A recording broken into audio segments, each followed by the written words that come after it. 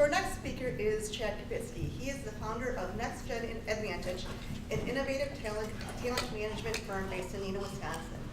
As a human capital expert with specialized knowledge of generational issues in the workplace, Chad brings a unique vantage point to modern business culture. He hears what business leaders need and what keeps them up at night. He also recognizes that landmines that those business leaders are planning in their own path. Chad's forward-thinking approach to talent management, which involves putting the human element back into human resources, even while embracing advanced technology, can effectively disarm an employer's impending dangers and companies thrive well into the future. So Chad?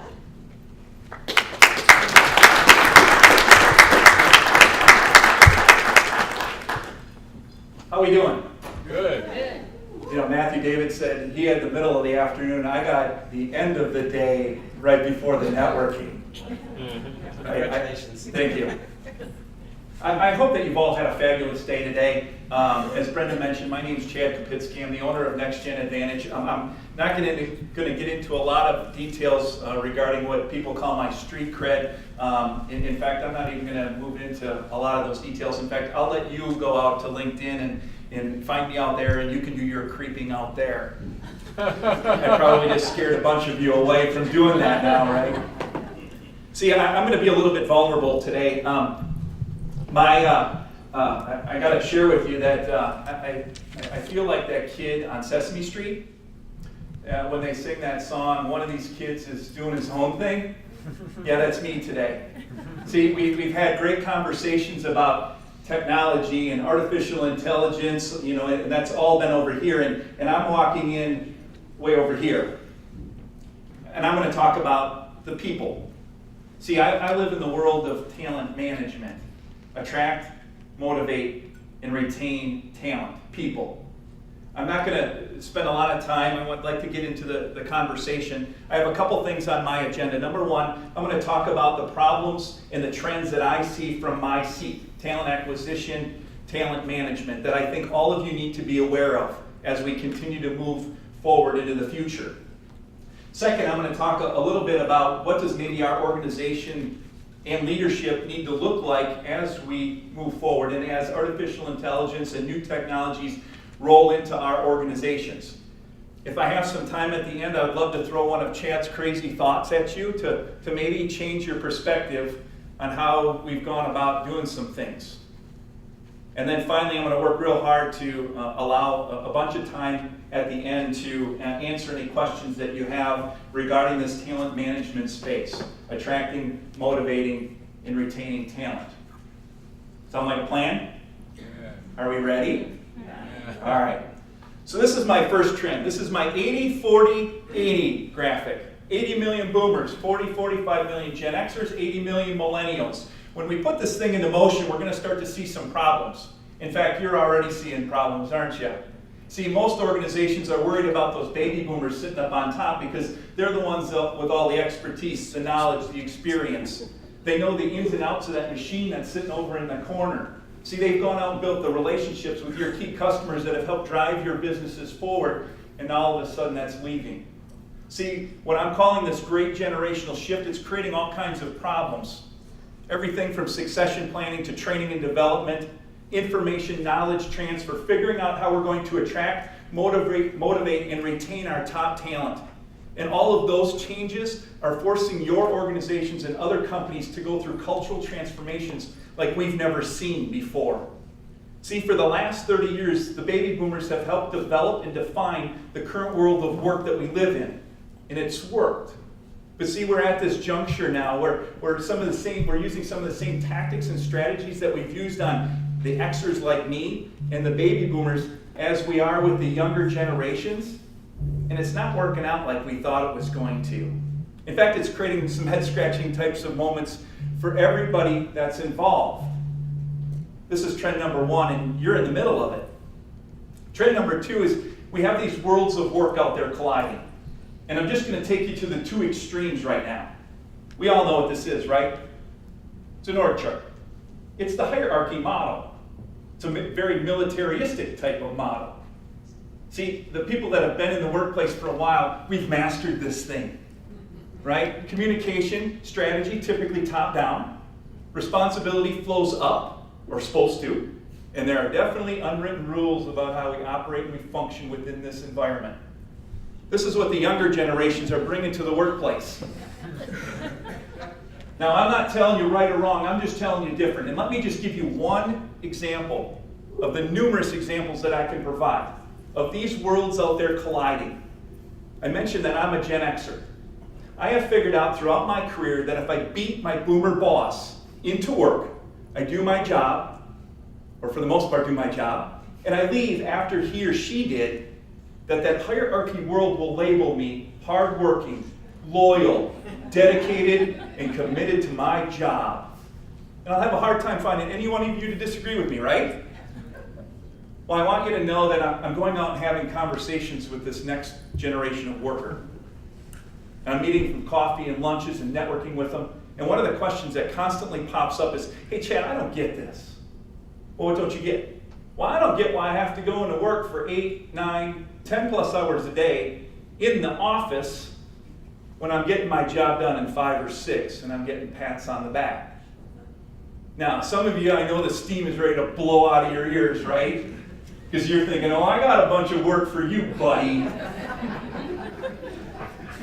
But see, I want you to know that that world is pointing back at you. And they're saying, you know what?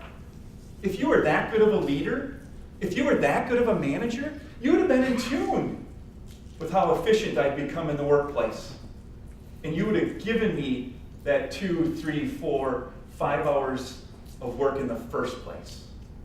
And on one side, we have a presence model, right? It's about a butt in a seat so that I can see that you're there and that I can hold you accountable. And on the other side, it's about a performance model. It's about getting the job done as best that you can and as efficient as you can. This is just one example of these worlds out there colliding that you're all dealing with. This is trend number 2. Trend number 3, in order to attract top talent moving forward, you're going to have a great perception. This perception funnels out of your culture.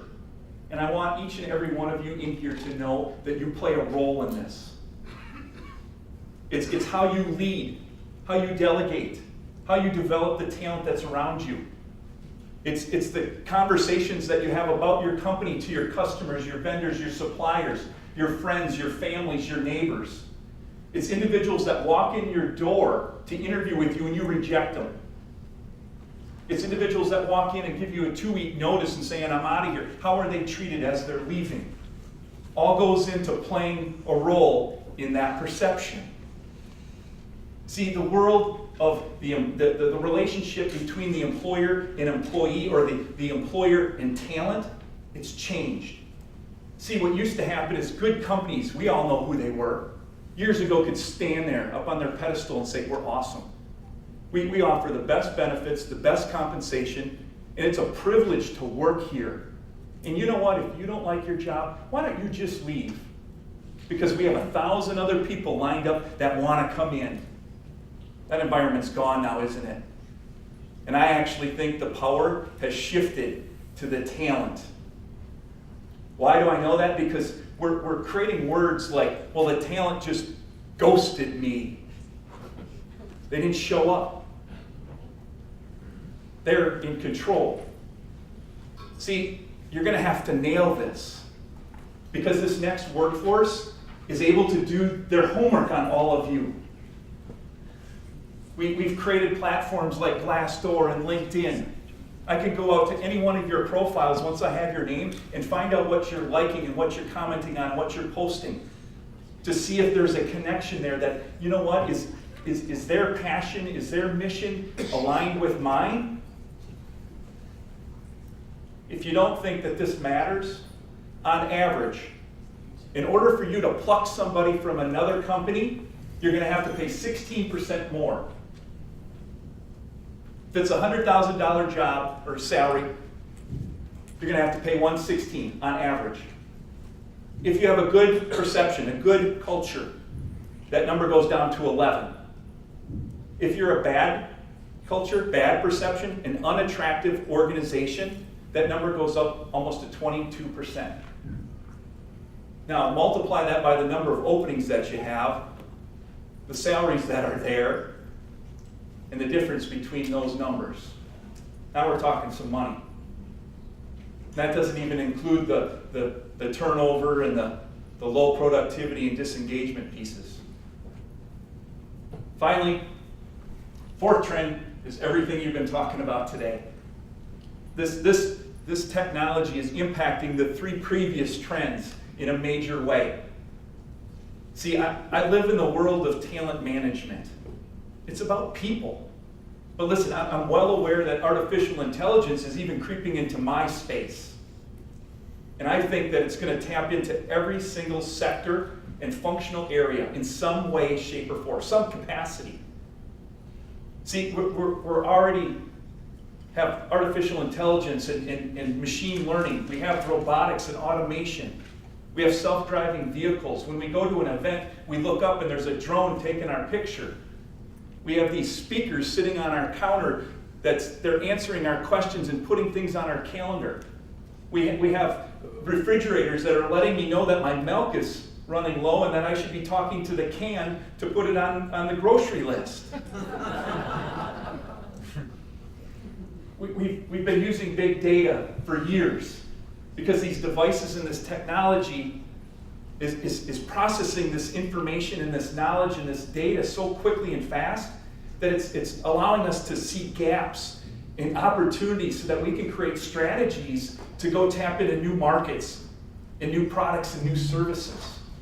This technology is also creating and blowing up the worlds of work that we know.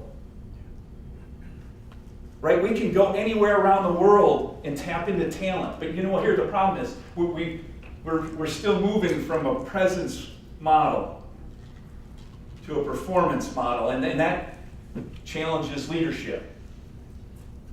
Now, I typically don't walk into a group of people like this and say, here are your problems, I wish you well, and expect to make it out alive without trying to help.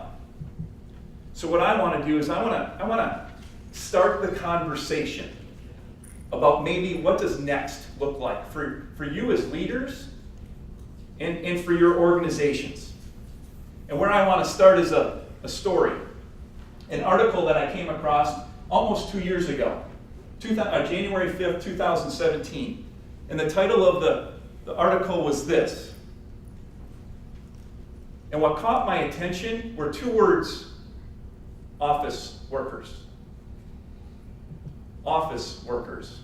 See, I've known for years, as many of us, that robotics and automation have implemented into our manufacturing environments, right? And they've helped us fill roles where we couldn't find talent. And now it's starting to replace some of that talent. But see, office workers, for me, that was another level. That jumped for me. And so what happened is I opened up this article and I read it. See, it's an insurance company that is laying off 34 workers that's in a claims processing department. And that they were going to be let go in 3 months, in March. And I went on to read the article, and it talked about this company making a 200 million yen investment, annual savings of about 140 million yen, and an annual upkeep or expense of 15 million yen. Break even was about 2 years. They talked about the capacity, the increased capacity that this technology could provide to their business. And ultimately, it would provide a quicker, more accurate service to their customers. And I thought, this is stinking cool. But see, that was right before my stupid talent management brain kicked in. And I asked the question, what about the 34? What about the people? And I wrote down a couple questions as I read through this and was processing this in my own head. And the first question was, how was this group told? Was this just a flick of a switch? Well, I'm sorry, we've been working on this for 1.5 years, and we've implemented it. In January 1, we flicked the switch, and we announced it on January 5th, and by the end of March, you're going to be out of a job. The second question is, well, what about the people? What about the 34? What's going to happen to them? See, what traditionally happens is that those 34, they go to another insurance company. Because how we hire people, how we look at talent is we check the boxes. And that's just the easy transition, right? And guess what? Then the company that implemented the AI in that company is going to go to the next company. And they're going to say, see what we did over here? We can do the same for you. And the cycle begins. This company clearly made a decision to implement this artificial intelligence. It made a decision that was going to affect their business and the talent that's in their business. My question is this a company that you would want to go work for or not? See, the reason I share this, my opinion, I think we're closer to this than we think. You know what? Maybe as one of the 34, or maybe as a leader that has to manage and lead through this change. So where I want to go is I want to start the conversation about maybe what does our organizations need to look like? Maybe what is those pieces that might be important for you as leaders to help maybe answer some of these questions as well as maybe address some of the problems in those initial trends. Where I'd like to start is by asking all of you a question. And it's going to be on an individual leadership question level, and then I'm going to jump it up to your organization. And the question is this: what makes you as a leader better or different than the other leaders in your organization? What makes you, your leadership, better or different than the other people in this room? Now let me jump it up even further. What makes your organization better or different than the other organizations in this room, your competitors, and you know what, I'll even take it one step further. The company that's across the street from you, that's competing for the same talent. See, what I'm finding is that the companies and the leadership that can't answer that question, you compete on price. And in my world, the talent world, that's salary compensation. Probably not a good place to be. Why? Because what's happening is that those organizations that can't answer that question, they lose the talent for 25 cents an hour. And because you can't afford to have that talent walk out the door, you counter offer with another 25 cents on that 25 cents. And now we've just taken 50 cents and removed it from our bottom line because we don't know what we promise to our employees. See, this question gets to the red thread that runs through the talent life cycle. And let me just walk through briefly the 5 stages of that life cycle. The first is the attraction phase. This is where your employer value proposition comes from that leads to your employer brand out in the talent world. This is me walking out into the front steps, out on the front road, and stopping everybody that drives by and asking them, what do you know about this company? Would you go work there or not? The next phase is the recruitment phase. My opinion, we don't do a good job here, folks. This is now engagement. Somebody has applied for one of your opportunities. Are you communicating with them? Are you letting them know where things are at, where they stand? Are you giving them status updates? Or is this just a black hole of no communication? Next phase is this onboarding phase. How welcoming are you as an organization? Have you created a community to welcome people in and to engage and feel welcomed? Are you setting up your talent for success within the first 6 to 9 to 12 months? Now once we got them, right, we hooked them in, what are you doing to keep them? Are you creating environments where they're allowed to have a voice, where they can make an impact, that they're allowed to develop and grow with the organization? And then finally, the exit. See, when somebody walks into our office and says, you know what, we think the grass is greener on the other side, what's our response? Slam the door.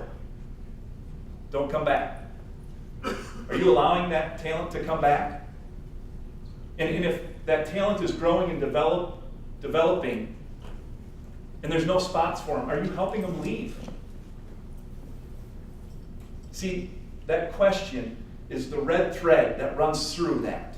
All of those phases. And if you don't know, what happens is these phases start to create gaps. Because there is no common theme that runs through them. And when there's gaps, you have an increased probability of higher turnover, disengagement, low productivity, and people that aren't loyal to you or to your organization. See, somewhere along the line, we forgot to tell our story. We have to give people a purpose and a reason. That's your jobs.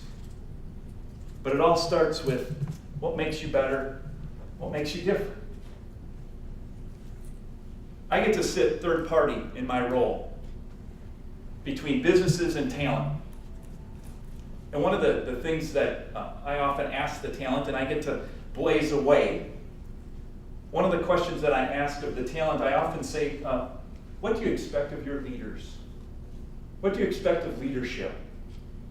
And as I've gone over my documents and my notes, there's this collection of words or common phrases that often get announced in the top one or two regarding that question.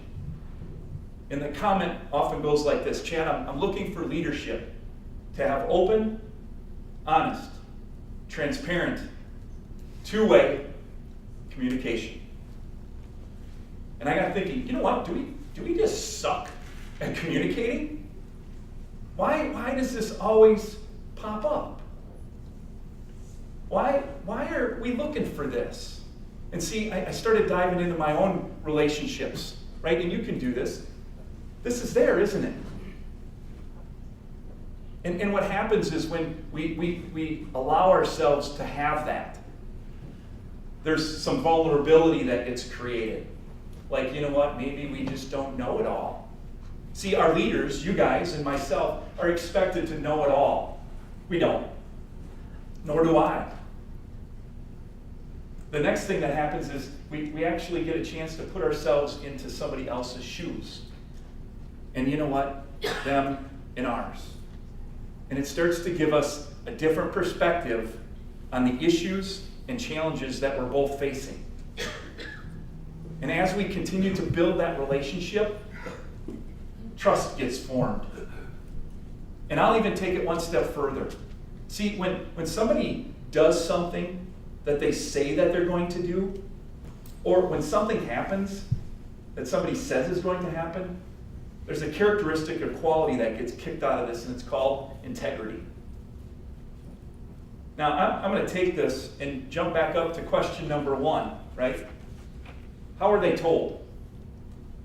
See, my question, my approach would have been I would have told them immediately. If that was a year and a half out. Now, I know a bunch of you are probably thinking, oh my goodness, Chad, the chickens are going to fly out of the coop. Yep, I completely agree. Especially if that's how you're treating your talent. See, if you treat your talent like objects, as soon as the cage goes open, they're going to fly out. See, I need to go have that courageous conversation to allow that talent to process the changes that are coming. And it also allows me to evaluate and assess that talent because it's sitting right in front of me.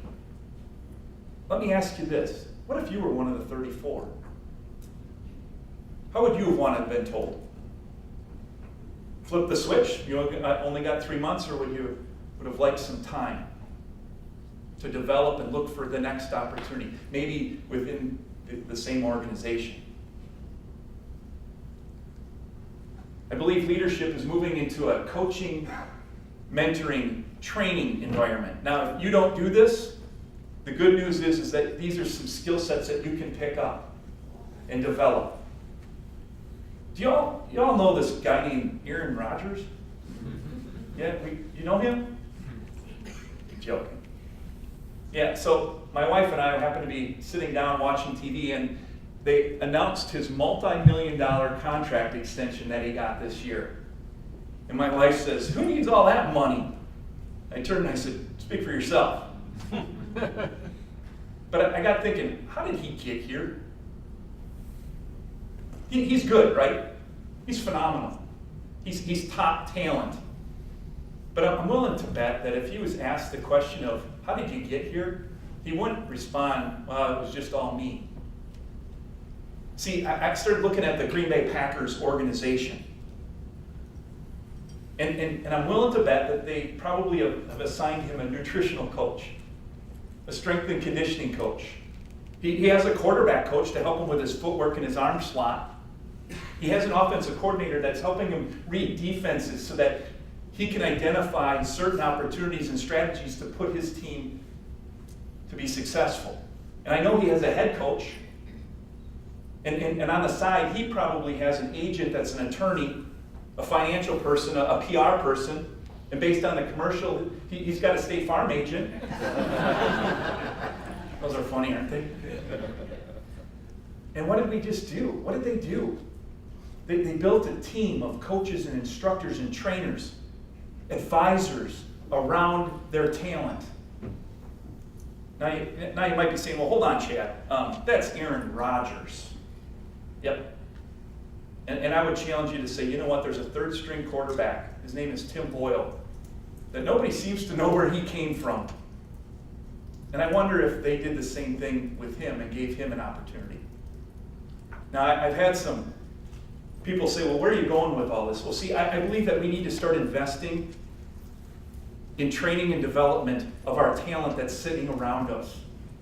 Now, I've had some senior leaders walk up to me and say, hold on, Chad, if I do that, that's going to make that talent look that much more attractive to the big companies that can outpay me. See, there's the pay thing again. Now, I'm going to shift gears here into a different sport. See, I had the opportunity to play professional baseball with the Milwaukee Brewers organization in their farm system. I loved it. See, I love teams like Milwaukee and the Oakland A's and the Kansas City Royals and the Pittsburgh Pirates. Why? Because they're small market teams. And see, that team gave me every opportunity to grow and develop. They put me in situations to challenge me, to see if I had the opportunity to continue to progress. And these organizations realize that, you know what, we're probably only going to be able to keep one or two of our stars because of the resources that we have. And then the New York Yankees, the Boston Red Sox, the Chicago Cubs, and the LA Dodgers are going to come in and pluck that talent. And they may stumble one or two steps as that happens, and that really sucks. But they're already developing the next batch of talent. See, I continue to hear things like AI and machine learning is going to replace anywhere between 10 and 50 to 60% of the jobs, but it's going to create new ones that we don't even know about. We have the talent sitting right in front of us. What we need to do is we need to start now by reskilling them. See, we're already behind the 8 ball, aren't we? We're already short IT, engineering, STEM, data scientists. What do we do with the 34? How do we find them new opportunities to train them and run them through assessments to look for their passions and the value that they potentially could have? If I were to tell you today, I'm changing your job, what starts to go through your head? Uncertainty? Fear of the unknown? Anxiety? See, I think you as leaders, you're going to have to help this process. You're going to have to help guide these individuals through these changes that are coming. What if I told you that all the talent that walks in your doors from now on, you only get to keep for 18 months? Some of you would probably say, yay, they're staying longer than that. What if you only got to keep that talent for 18 months? Do you lead differently? Do you manage them differently? See, based on some of the leadership styles and approaches that I've run across, Oh yeah, we definitely lead differently. See, my opinion is I would try to set that person up for success immediately. Remove any barriers, challenges, obstacles so that they could come in, make an impact, add value. I would start that two-way conversation.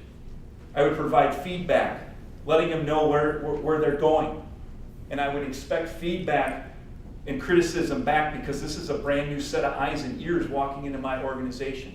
And if they're good, guess what I'm going to do? I'm going to continue looking for the next 18 months. And if you think about that, that takes time and effort, doesn't it? Especially when you have 10, 20, 30, 50, 80 direct reports. But if you think about that process, I want you to know what I'm hearing from the talent, that's what they're looking for. And when they get it, guess what happens? Loyalty. Loyalty. See, we're moving into an environment where it's becoming very volatile. I continue to see this gig, or what I'm calling the shared environment, where we walk in, we work on short-term projects, and then we pop out to help organizations save money. And guess what? You as leaders, you're going to have to start taking some risks and taking some shots at things that, you know what? It's an environment that's constantly changing. You're going to have to allow your talent to fail and to say, you know what, that's okay. Sometimes we get afraid of that piece. But you know what, when we fail, it's usually the biggest growing opportunity, don't we? Isn't it? And then finally, we have to start creating an environment of agility with our teams. This is no longer status quo. I'm going to start wrapping this up. And I want you to know that I'm taking a stance. People still matter. People still matter. I'm like I said, I know artificial intelligence is walking into my space. I'm watching video interview boards. All this new technology that can assess all of your social media presence out there to see if that's a good fit for my company. I want you to know that you as a leader, you as an organization, are not going to be able to protect the jobs that get caught up in the redundancy or the repetitive tasks. You're not going to be able to protect that. But I believe that you have a responsibility. And that's to protect the talent, the people. My opinion on how you start doing that is you start having open, honest, two-way conversations, courageous conversations. And you start investing in that talent, assessing that talent, investing in it to change it. They're right now at point A. We don't know what point B, C, D, or Z is coming. And by doing that, some crazy things happen. A perception gets created that we can start addressing some of those problems and trends about not having talent. I'm going to come back to this act now in my final thoughts. Am I doing okay on time? So here's one of my crazy thoughts. I ran across this document a while back. And my question to you is, would you hire this person if you had an opening? See, I don't necessarily like these things that you call resumes. See, I call this the work obituary. Because that's what it is, isn't it? See, I hate these things. I want you to know that I'm in talent acquisition. See, the reason I don't like these things is because you can't see this person's passion. You can't see the success and the victories that they've had. You can't see the failures, the struggles, and the challenges that this person's had to get here. You can't see this person's story, can you? See, I learned a lesson a long time ago.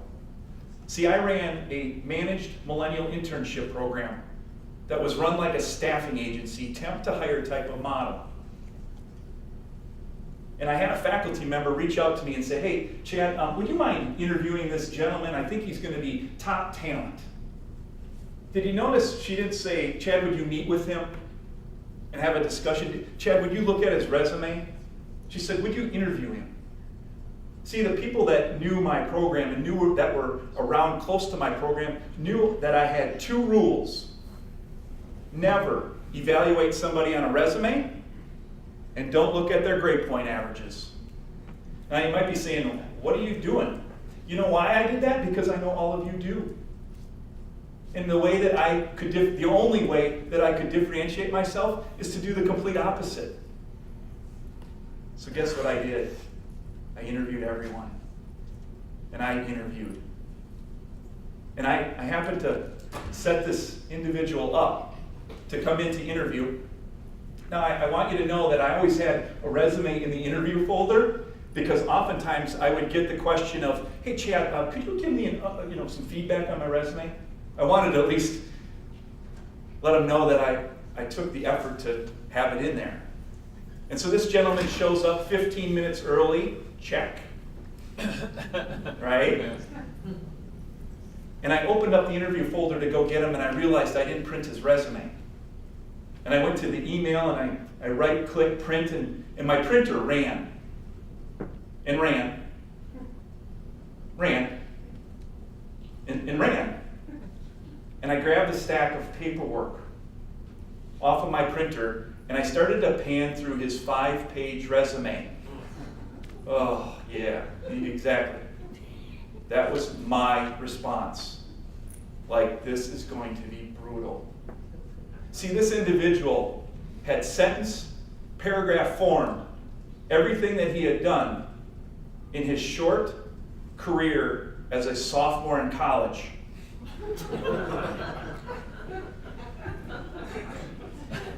So I took the resume and put it in the interview folder, and I got up and I said, Chad, just get this one over with. And I walked out to meet him, and he stood up, dressed better than I was today, walked up to me, looked me in the eyes, shook my hand and said, hi, Chad, nice to meet you, and I'm really looking forward to this conversation. Right there, it changed in it. And I want you to know I brought this individual back into my office, and I want you to know it was one of the most dynamic interviews that I ever had.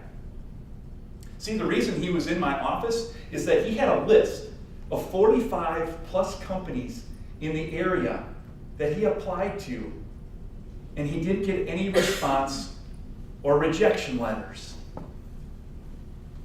Now, I know some of you are thinking, oh, Chad, this kid should have went to career services and found a resume to dump his stuff into. Or maybe he should have gone out to the online and just found one of those to use. See, he did. The resume that he sent me was the first one like that. See, this was an individual that was studying IT. And a bunch of the stuff that he had learned was self-taught. And what happened is he found out that he wasn't getting the results that he wanted. And he knew that companies, and I want you to know this is years ago. He knew that companies were creating black boxes and picking up keywords off of resumes and the application. So he decided to write out all the words.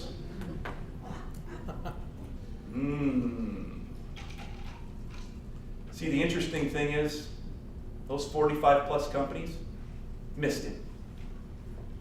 Flat out missed him. I found him. I've been standing up here for 35 minutes. Within the first couple of minutes, you formulated your opinion of me, didn't you? And either I drove it one way to support it or changed it and turned it another way. But I'm going to ask you a question, and you don't have to answer out loud. Would you hire me? Could I add value to your organization?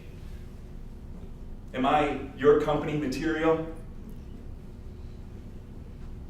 And I want you to know I'm not asking for a job. But here's what I want you to do. I want you to take that answer, and I want you to compare it to that one. And if you said no there, you said no here. See, that's my work obituary. A handful of years out of school. Yeah, that's my GPA. But see, I mentioned I had an opportunity. After my freshman year, I had an opportunity to play professional baseball, and my focus shifted. And for those of you that does matter, I want you to know I have an MBA. I'm hoping that this little activity, this little process, experiment, has maybe just changed your perspective a couple dials on how you're looking at talent, and quite honestly, how you might be missing the talent that's trying to engage with you. Final thoughts. As a speaker, as a presenter, as a trainer, whatever you want to call me, every time I do this, deep down inside me, I hope that I entertained you a little bit. I hope that I kept you awake. I hope that I enlightened you on a subject that I'm pretty passionate about. But see, that's not my job. That's not why I decided to go do this. This isn't why I decided to come down here and talk to all of you. See, my job is to put a rock in your shoe, if there isn't one there already. And you know what? If you're not doing anything about that rock, more pain is coming. See, I'm running across a lot of leaders and organizations that are saying, you know what, status quo, Chad, we're just going to keep doing what we've always done.